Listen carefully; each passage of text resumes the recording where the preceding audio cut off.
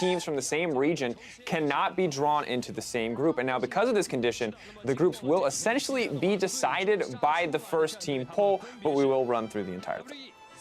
There's basically only one scenario where not everything is decided right away. That's if Fnatic is drawn first, where there will be a second draw. Everything else, 100% based on the first draw. I mean, pretty much if you're a TSM fan or an NA fan and you believe that you want Team WE to avoid Group D, you either want WE or you want Fnatic out of this bowl. Those are the best two things you can hope for. I'm personally hoping for C9 to end up in Group C, which means I personally want to see Fenerbahce drawn first or WE drawn first. And if you're a true TSM fan like I am, that means WE first. Man, this is grim. This is rough because the ultimate truth is that I'm not worried for WE. I am worried for the NA and EU teams respectively that have to go up with them, and I think that's just a testament to the strength that we have seen here. I'm actually worried for a couple of my Chinese teams, though. I'm actually really worried for EDG. Fnatic could end up in that group. I think Fnatic stylistically matches up really well to punish EDG. You can see the crowd ready. It's the tie. It's a tie. He's been around for a very long time. I think he started playing, he's been playing professionally for 5 years now, formerly from Invictus Gaming. People should remember him. Old school Worlds fans. Been to a lot of international competitions. If you've been watching for a while, you definitely know this guy's name. And here we go! Moment of truth. Wait, what was it that NA wanted? They do not want, oh no, they want Fnatic or WE here. Fnatic or WE. Who's it gonna be? Oh! It is C9 first! Oh, all right, That C9. means that Team WE is locked in Group D. Also, Fnatic will be going into Group B then, and 1907 Fenerbahce Esports will be moving into Group C. Now, of course, we will, I believe, play out the rest of the draw. You guys can fill in your brackets at home, though, yourself and form the rest. But that is the nature of so many of his teams going through that are third seeds, is that there's so many few valid options. They just want to keep Zatai on stage, make sure he can get all the draws he wants, even though it is mostly locked in. He's doing it in order, though. He got Fnatic into Group B. Let's see if he can get 100%. Right now, he's got 50-50 on this last one to make sure he gets it 100% right. Is Zatai the greatest group drawer we've ever had? That is the question now on board. I feel like TSM fans shaking their head no.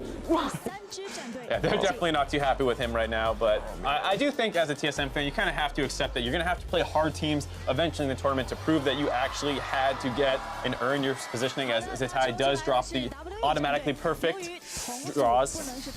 And again, unfortunately, he drew Team WE because RNG is already in Group C, which is what he was drawing for. They are then bumped automatically into Group D. So there you are, TSM fans. You're flanked between Misfits, Flash Wolves, and Team WE.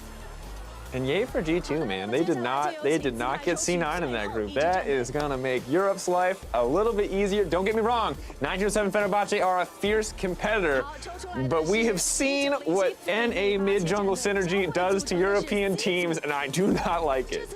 It is a little disappointing. As a Fnatic fan, or excuse me, as a European fan, you're obviously very happy that the group does not get any harder, but the big concern, of course, was already Samsung and RNG. Are you going to be able to match up versus those two teams? Whoever was coming in from the pool 3 side, you know, basically C9 most likely, if it wasn't going to be 1907 Fenerbahce, you're going to have a hard battle no matter what.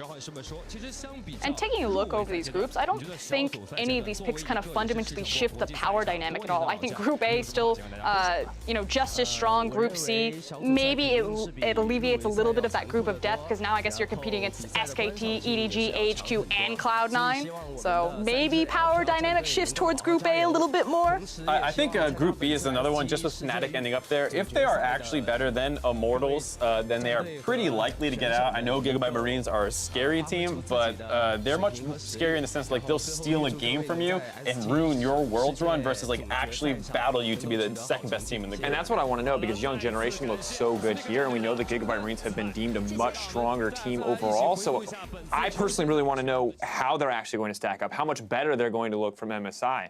I think you can just see that they were able to take a game away from Fnatic, pretty scary. Yep. Almost took a game away from WE, if not for 2 insane Baron plays. So when you look at Gigabyte Marines, they have a very good chance of taking games away from anyone in this group. I don't think you're safe at all playing them. All right, with the pool 3 seeds distributed, as we continue our discussion, let's take a final look at these groups heading into the next week of play. Of course, we already saw them briefly on your screen. Now we have them in front of us. And I think for me, really, I think Group D is an interesting story, but ultimately I think Group A and Group B are the most interesting, especially if you are an EU and NA fan. Absolutely. It's C9 ending up in Group A. It's really not too bad when you're looking at the other potential being Group C. So as C9 fan, you have to be pretty happy. You are going to have to be better than EDG, AHQ. Pretty unlikely to be better than the SKT based off history, if it's any indicator, but it's not too bad of a draw at all.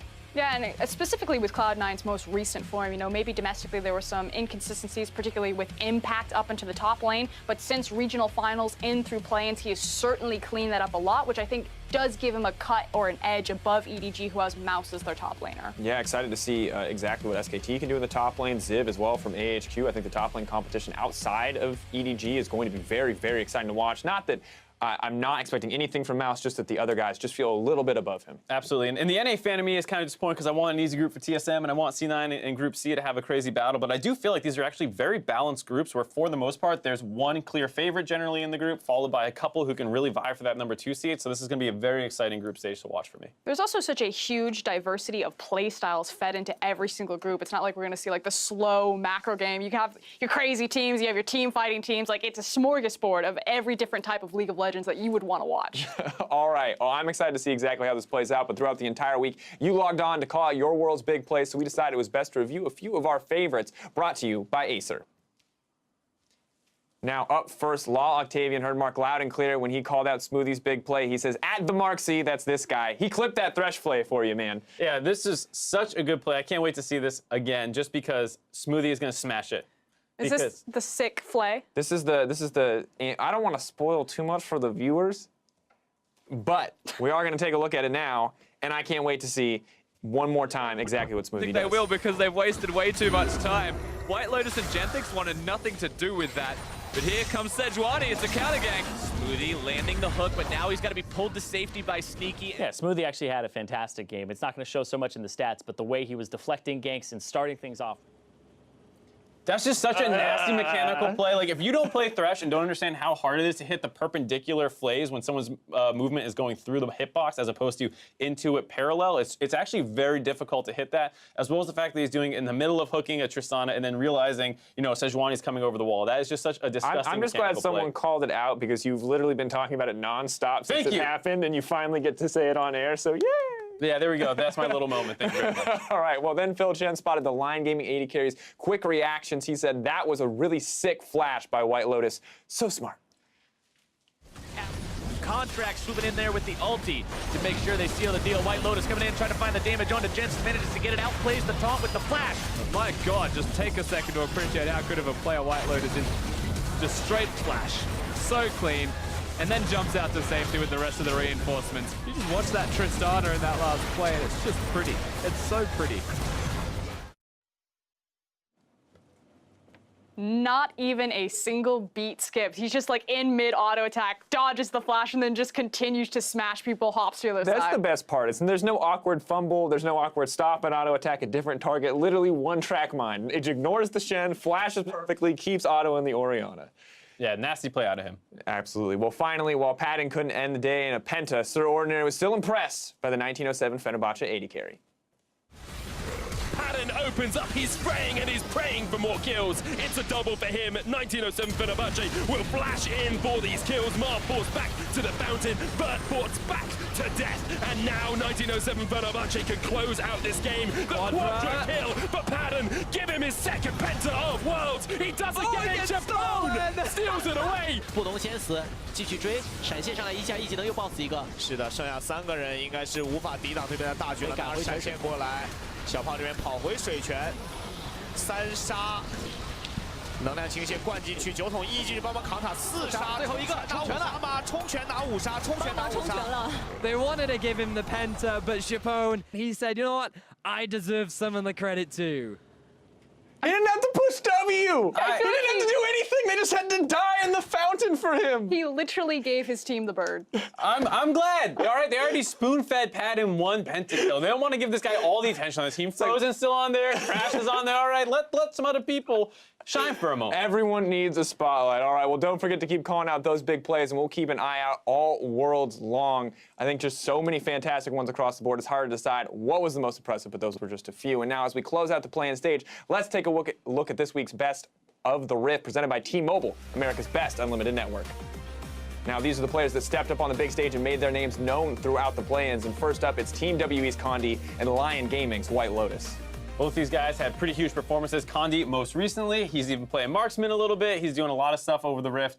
Different styles, I think, was the great way to put it, because you have the Jarvan early game, tanky jungler, Gragas a little bit more late game focus, and then finally the Ezreal pick. Yeah, and we just saw White Lotus flexing some of his mechanical abilities, but it wasn't just that one play. Yes, Lion did go down, but White Lotus had a phenomenal series, had a phenomenal plans, and frankly, a phenomenal Worlds. Yeah, and while our next player may have struggled a little bit in the group stages, he came in clutch in the elimination match. It's going to be Fnatic's Caps.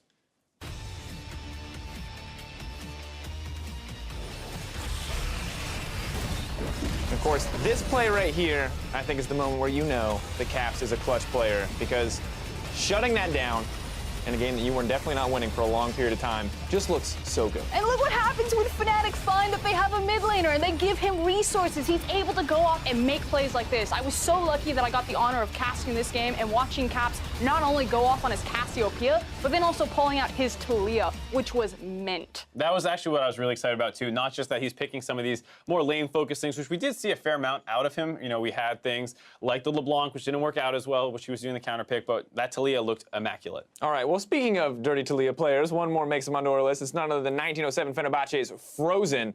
And this is a guy, I think, who, when you give him a roamer, he makes his name known across the map. And you did say dirty Talia plays, and Frozen certainly had an abundance of them, but there was also that crazy Echo play, that performance alone that broke the tiebreaker, that allowed them to get this best-of-5 series and walk into top 16 at Worlds. Not to mention the Cerulean Soul play. I was about to bring it up.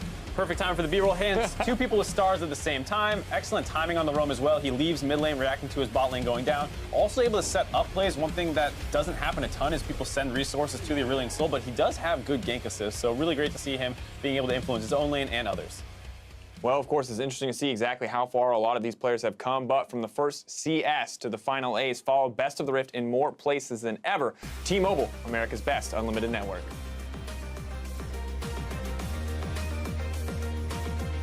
All right, well, the group stage is going to be kicking off October 5th with Royal Never Give Up versus 1907 Fenerbahce at 12 a.m. PST and 9 a.m. CEST, followed by G2 Esports versus Samsung Galaxy. I can't read that prompt, I'll be honest, guys. And a whole slew of fight matchups all in day one. I broke the magic. I am sorry, but I am ready for day one of the group stage and probably a pair of glasses.